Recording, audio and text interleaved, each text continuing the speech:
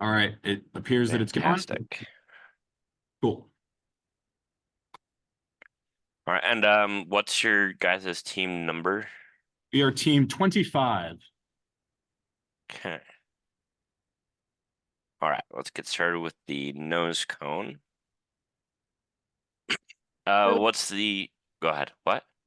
So for the nose cone, we have an LD hack series von Karman. You can kind of see it right there. It's made out of fiberglass with a 9-inch shoulder. Okay, fantastic. Is that commercial or? We made it ourselves with a positive mold, 3D printed, and then 5 layers of fiberglass sleeves, wet layup with a top coat. All right. How is it attached to the airframe? Yeah, so we have kind of a split tube system here. So we have our nose cone ending here, and then we have a fiberglass forward, what we like to call forward airframe. And then it has 2 coupler systems, and there is a deployer for the payload inside. You can see there. Oh yeah. The rails go all the way down, and there are spacers down here, or spacers or standoffs. This little blocks of metal, as well as a bulkhead up here. And when they're all fully screwed in, it squeezes the nose cone and this section together, so it makes a fixed part. Yeah, so the nose cone is fixed to the airframe that's just below it. Yes, exactly. And then right after that is a separating joint for throw. Is it mechanically attached? The nose cone and forward. Yeah, so these 2 are squeezed together with the deployer, and then between that separating joint is shear pins. And that's lower down. Okay. So it attaches to our avionics tube airframe here. This has a 6-inch extension for the coupler. And it attaches forward here with 4 shear pins, 4 size 4 shear pins. Okay.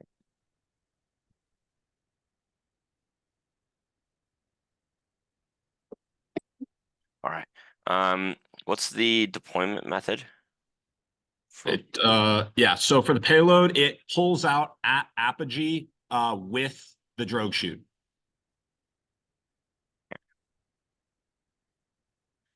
Let's see.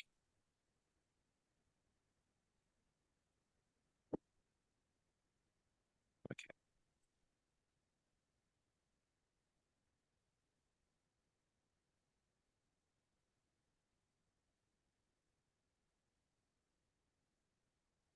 Is there anything stored in the nose cone itself? Yeah, so that's where the payload itself is housed. As she mentioned, there's the deployer. She's kind of pointing at it. It goes up to right below the actual profile starting. So that's that kind of center section is where the payload lives. Nothing in the section besides the amount for the nose cone tip. All right, let's move on to recovery since you mentioned a drogue chute. Let's see, what are you using for your shock cords? I'll pass it over to our recovery lead, just joined, so she's going to go ahead and take that. Oh, fantastic timing. Sorry. I can like talk over. Oh, there we go. Okay. Sorry, we were just. Oh, Yeah. sorry.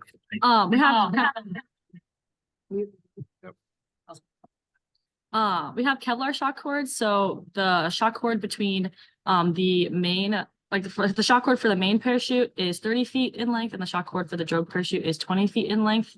And yeah, it has like it's Kevlar shock cord with 2 end loops and a mid loop that attaches to the parachute. Fantastic. And that's Kevlar rated for the like above the loads that it's expected to handle. Like, is it like 6,000 pound Kevlar? Oh yeah. Fantastic. What's your main parachute? The main parachute is a semi-elliptical parachute. It's 12 feet in diameter, and we manufacture that ourselves.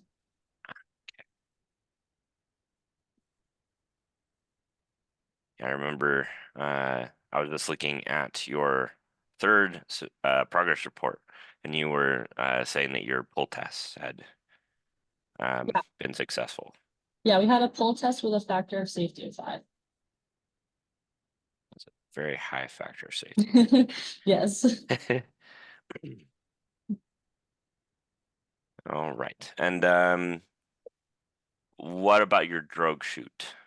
So our drogue chute is part of the guided recovery control system. So it's a cruciform parachute. It's like has like 2 overlapping articular panels that we're controlling 2 of the lines of. It's also made of ripstop and the same, like rated to the same strength as our main parachute. Except it will undergo less snatch force. So the lines will each be pulled less than the main parachute will.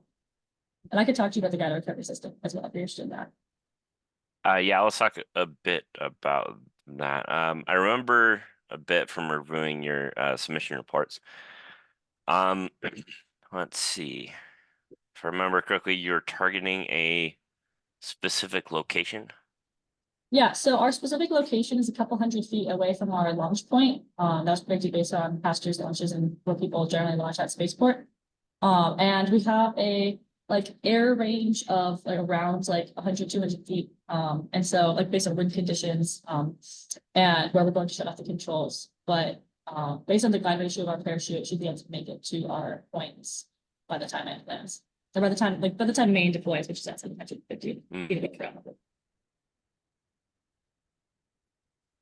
Yeah, and the wind generally will blow away from the launch pad. So we'll most likely end up further from the launch pad rather than floating towards it. We don't generally have things falling on the launch pads, well, unless they come off during launch, which usually doesn't happen. Are you using shear pins at the separation points? Yes, we have 4 size 4s for the drogue separation point and 4 size 4, 2 size 2s at the main separation point. Okay, and have those been ground tested? They have.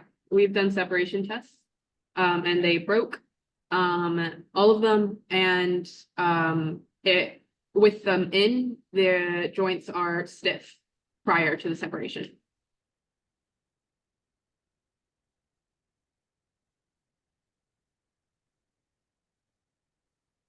Are you using black powder for your separation events? Yeah, so I'm the avionics and separation team lead, so I can talk about that. We are using black powder for separation. We have a cot separation system. We use the Tinder rocketry Raptor system, which is black powder ignited by an E-match, and that pops our CO2 cartridges, which we use 35 grams CO2 for each parachute. And we have a dually redundant separation system, so we have one E-match from each of our altimeters going to each Raptor, and we have 2 Raptors for each parachute, so we'll have staggered deployment charges. Fantastic. Okay. What are you using for avionics? For avionics, we have our primary altimeter is the Altus Metro Telemega, and our secondary computer is an SRAD board.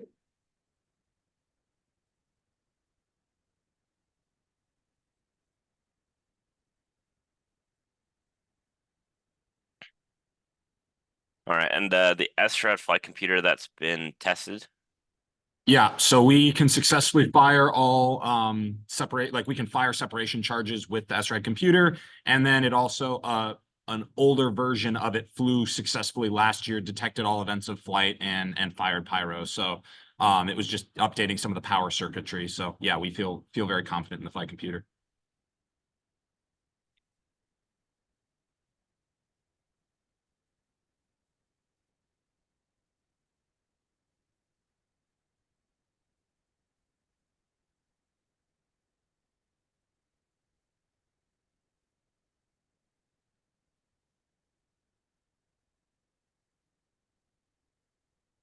All right, just a couple more things on the recovery side. What are you using for like parachute protection? We have 2 fire blankets. I'll show you here. They're also made of Kevlar.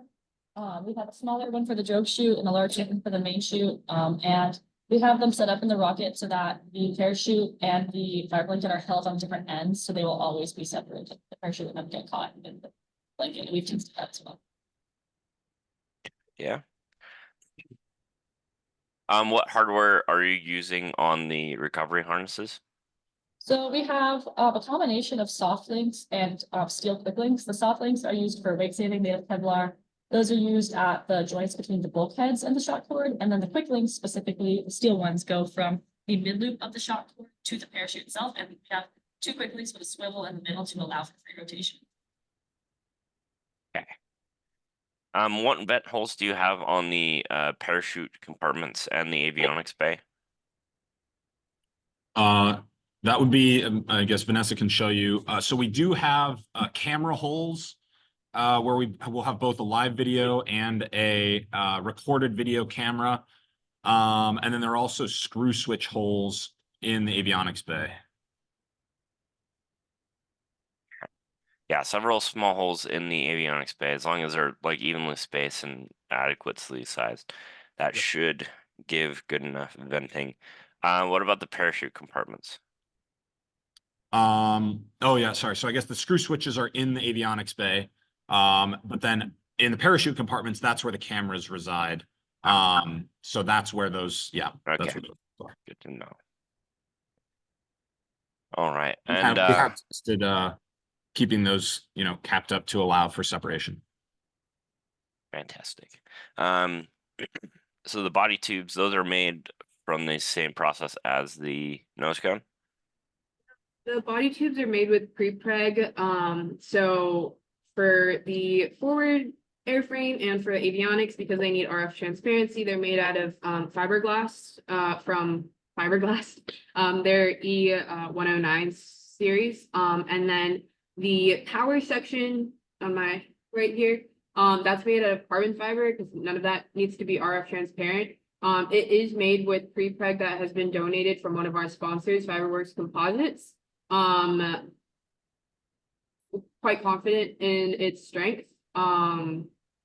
Has 5 layers of 2x2 twill, about a little over 0.125 in thickness.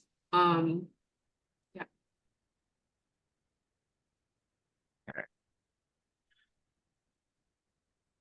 Yeah, so it looks like the rocket hasn't been painted yet. That's perfectly fine. Yeah, sorry. We're actually planning on putting a vinyl wrap on it, so that'll get done here soon. Yeah, I think of the teams that I've reviewed so far, only one has had it painted. So, in fact, you have your fins epoxied on, so that puts you ahead of some of them. We'll take that. Yeah, so just remember you'll need your team number and frequencies attached to it when you paint it. Let's see. Have you had a test flight yet? We have not. We had intended to test fly last weekend, and the field we went to got shut down, and so we're unfortunately not going to be able to fly. Okay, that's perfectly fine. Not everyone manages to perform a test flight.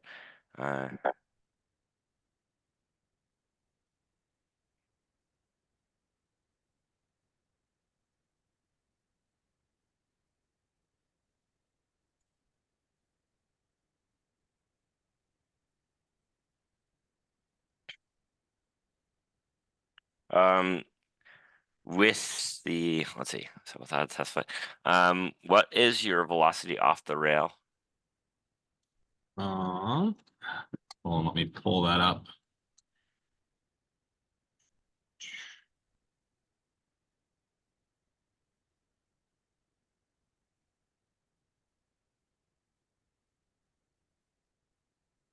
Um,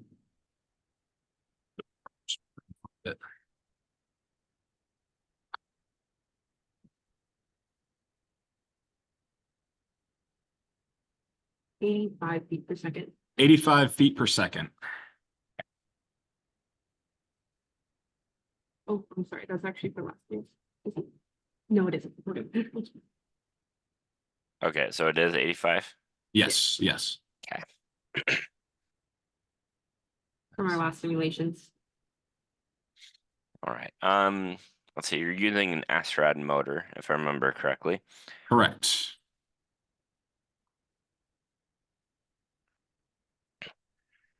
All right. Yep.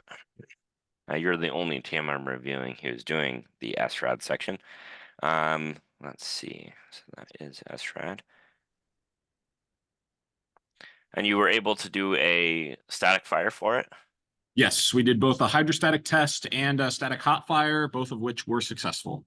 Okay. And you don't have to go into specific like what you're mixing into the propellant, but generally what is your like formulation? Yeah, so it's an ammonium perchlorate composite propellant, Mhm. aluminum with 87% solid loading. We've got, a little copper in there to make it burn blue and, the resins, all That's that kind of cool. stuff. So,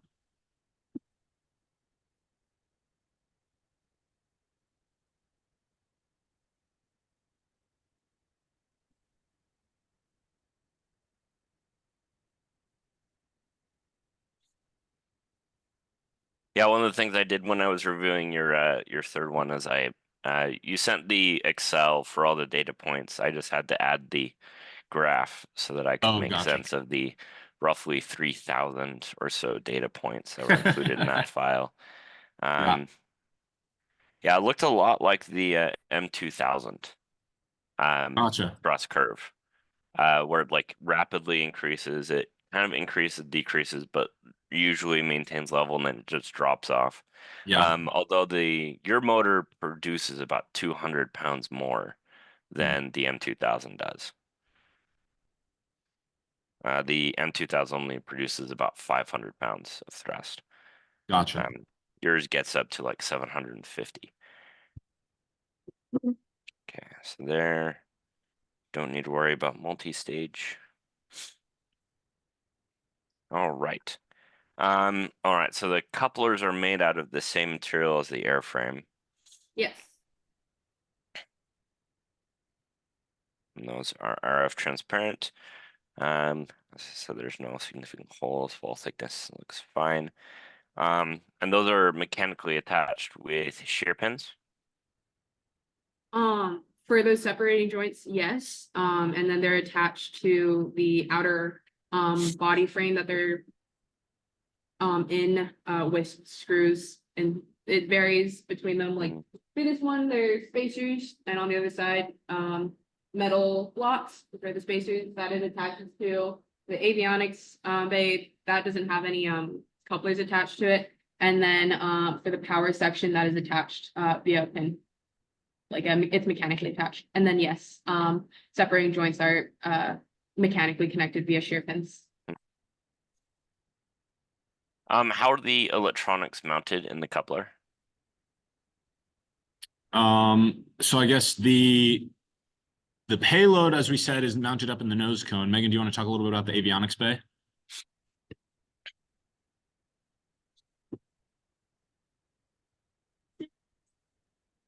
Ah, Telemega right here. Clean up these wires, but yeah, just mounted with standoffs and screws on our 3D printed avionics bed. that's good. Let's see. Those all have heat set inserts, and I think they're 440 screws. So all the electronics are screwed into that. Mhm.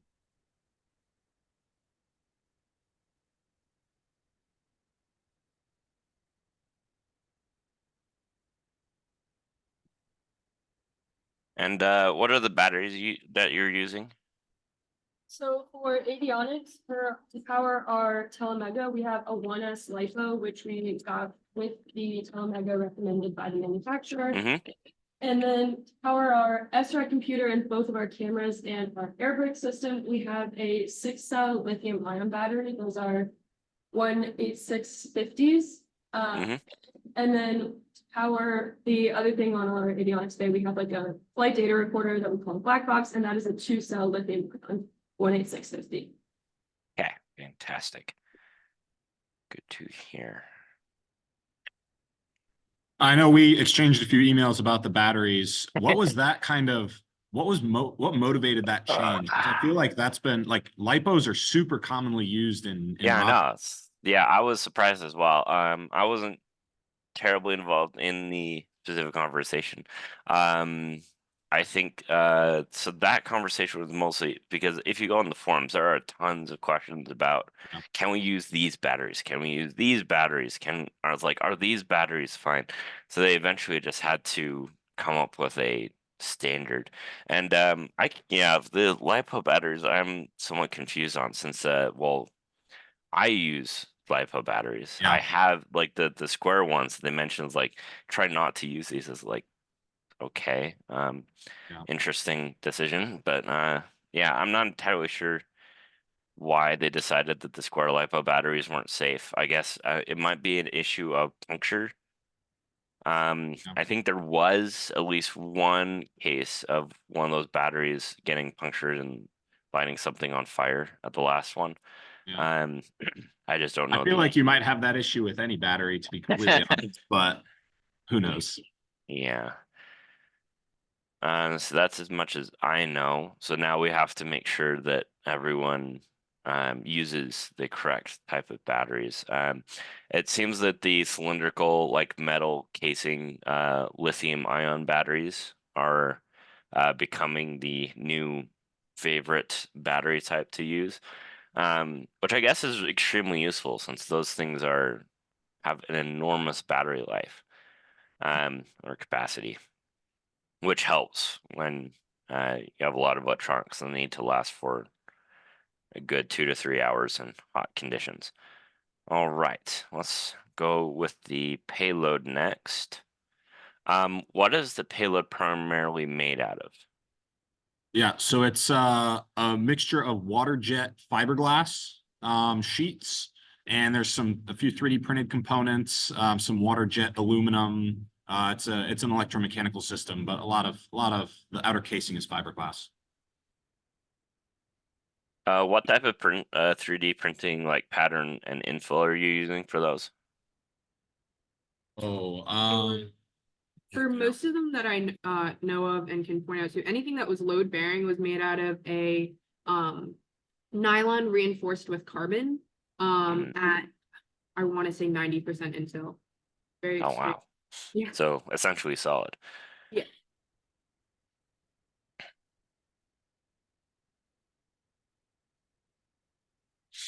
Yeah, I've handled nylon and carbon fiber 3D printed parts. They tend to be quite robust. They're really nice. And that must have been murder on the 3D printer though. Yeah. Basically from what I hear, it's we have a high abrasion resistant nozzle and they're kind of sacrificial at that point when you're printing that material. Yeah, that makes sense. You said that your payload is deployed at Apogee. Yeah, Okay. Does it remain attached to the rocket?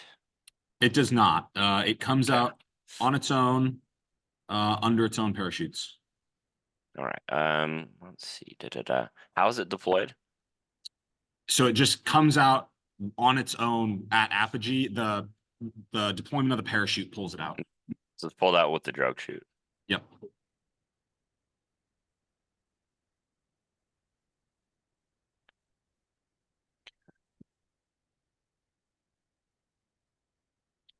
What parachutes does it have? It has a pair of, are they 3 foot? I think there are two 3 foot parachutes that are attached. One of them is reefed, so it can control its descent velocity. Yeah, I remember that from the parachutes. One.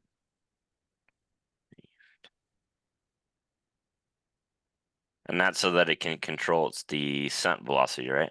Correct. Okay.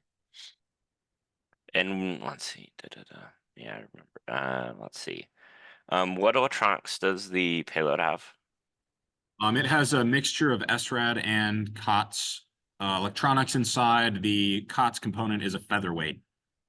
For GPS tracking? Yeah. Oh, do you know what the COTS altimeter is? Top of your head. Let's see if I can find it. LPS. Oh, that's.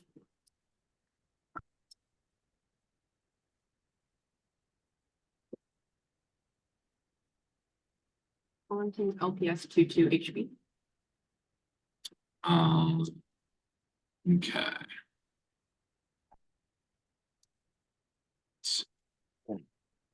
Yeah, LPS two. Okay, we have, what is it, the LPS 22HB altimeter is used in the payload system.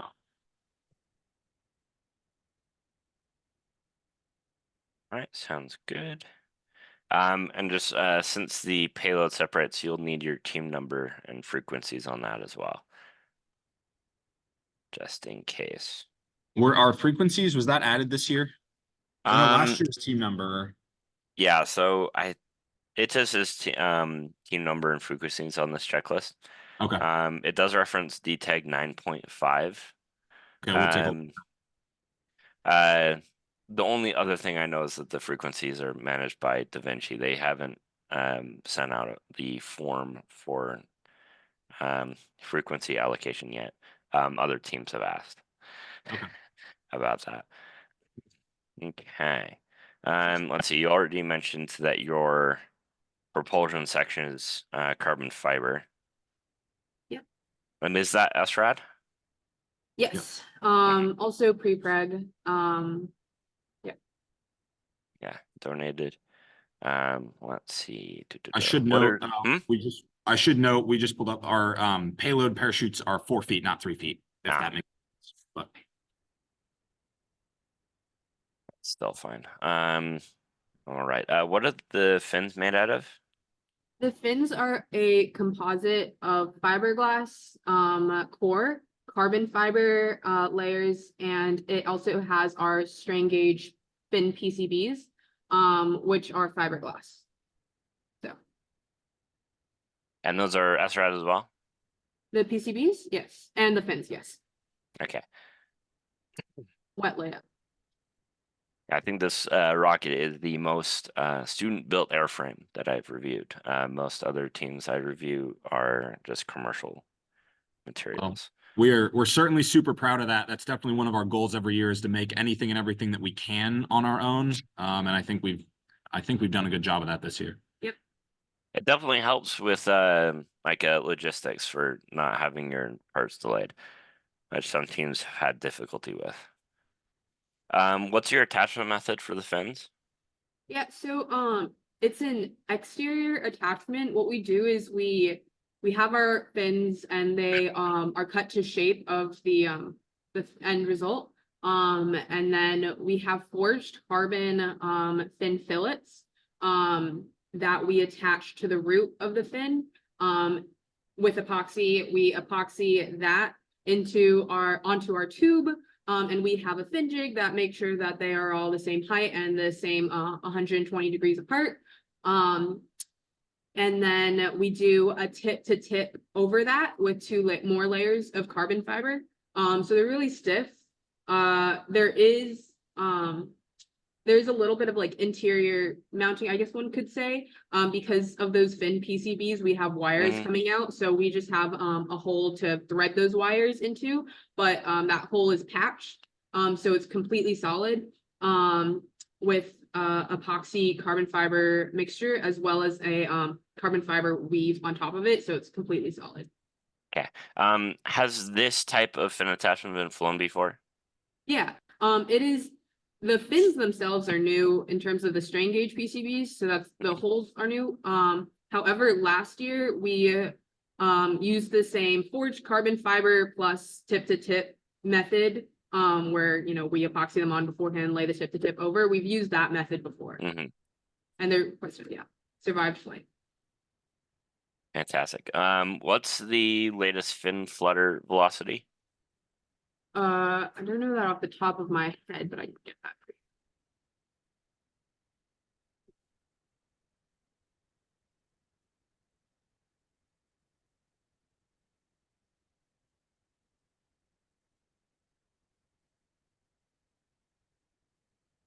for Um, 16. Oh, yeah, 1638 feet per second. We have And a, what's your max velocity? Mach 0.9. If I'm not Yeah, mistaken. that's good enough. and 1,012 feet per second. It gives us a 61.8% factor of safety on that spin flutter. Yep, that's perfectly fine. As long as you weren't exceeding, I think it was, let's see, for 1630, that would be somewhere between 11 and 1200 feet per second, would be the maximum. Okay, do you have a motor tube? For like the motor case or the tube that Is we there a put- tube that the motor goes into? Yeah. It lives in this section here, next to our fins, and then we have the motor casing.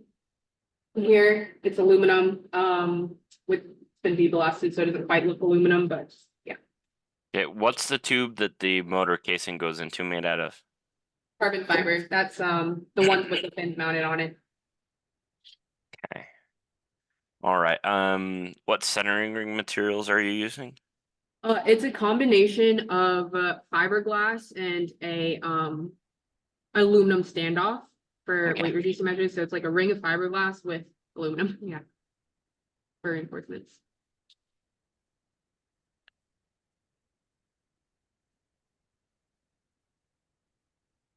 What's the thickness on those?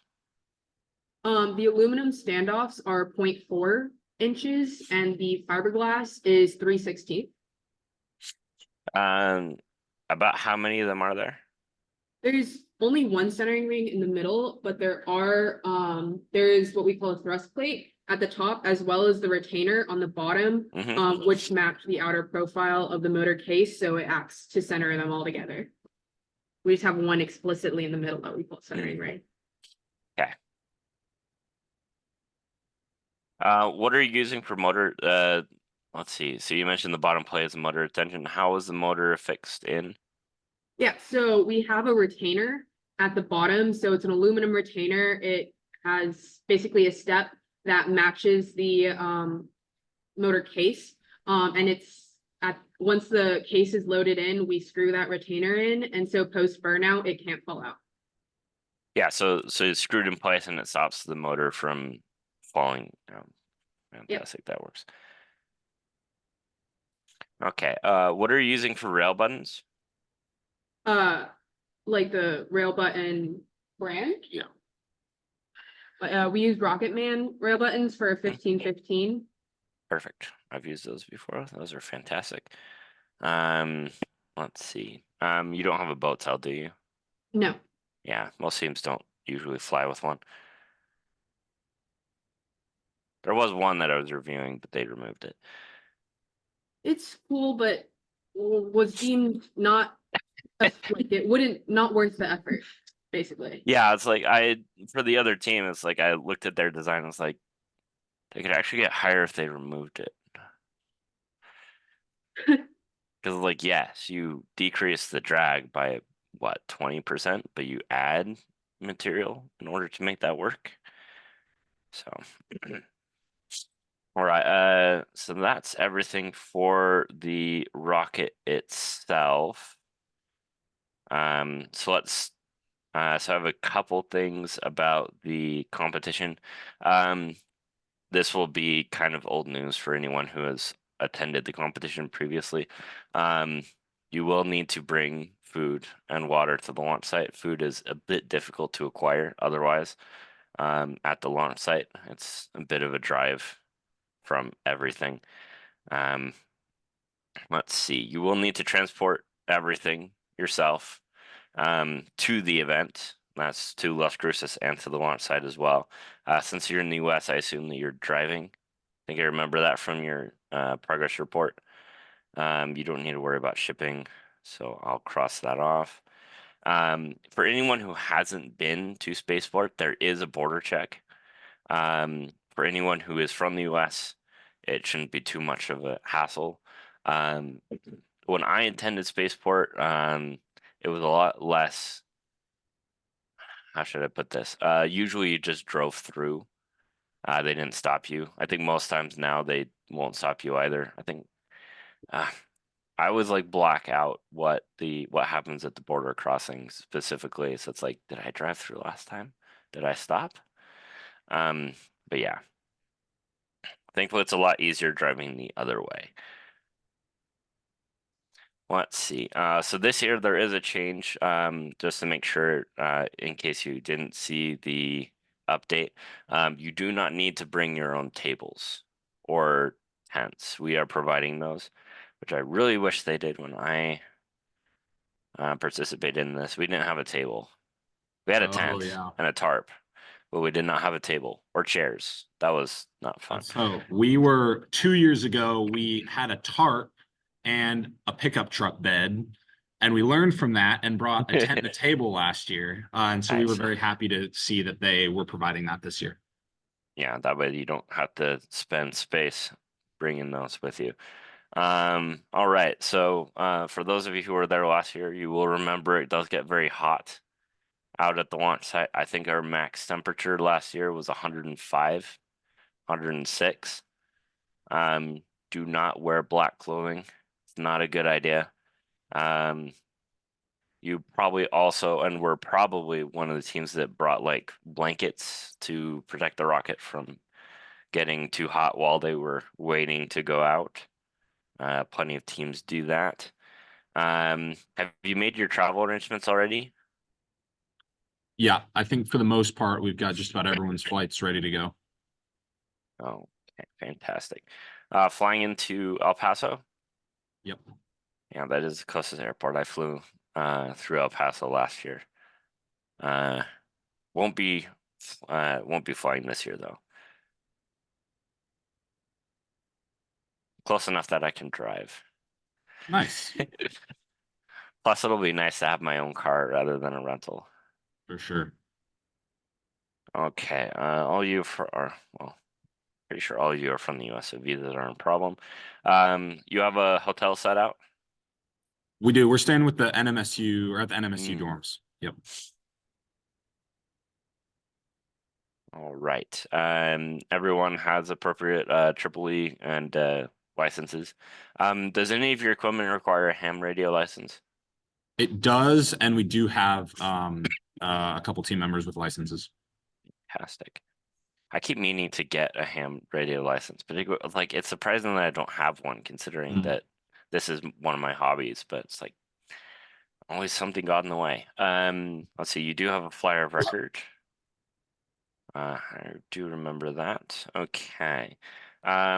So a couple things, well, two things really. Just be sure that you don't do any painting at the competition, in the dorm specifically. They don't like it. So pretty sure you'll be able to get the rocket painted before the competition. Let's see. Let's see, based on this, is like at this present moment, looks like you still have a couple things left to do, though not much. So I would say yes, you are ready. Your rocket is present, albeit not fully assembled, but that's perfectly fine.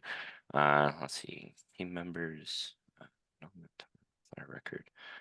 Those were there. Okay, so the one final thing that I have is, so this is more an admonition for all the rocketry teams. Make smart choices. You've made plenty of them already. Be safe, have fun, and the checklist specifically says do not jeopardize this event, but I've shortened it to don't do anything stupid. Yeah. Fair enough. All right. So before we end, do you have any questions for me? I don't think I do. Anyone questions? I don't think we have any over here. All right. So if you do come up with any, feel free to contact me. And I will see you all in, was it 7 weeks now? I think so. Yeah. All right. right. And for this recording, be sure to send it to general.info@ezrarocket.org before the 19th. Okay. That sounds good. All right. Thank you very much for your time. You're welcome. You have a great rest of your day. Thanks, you as well.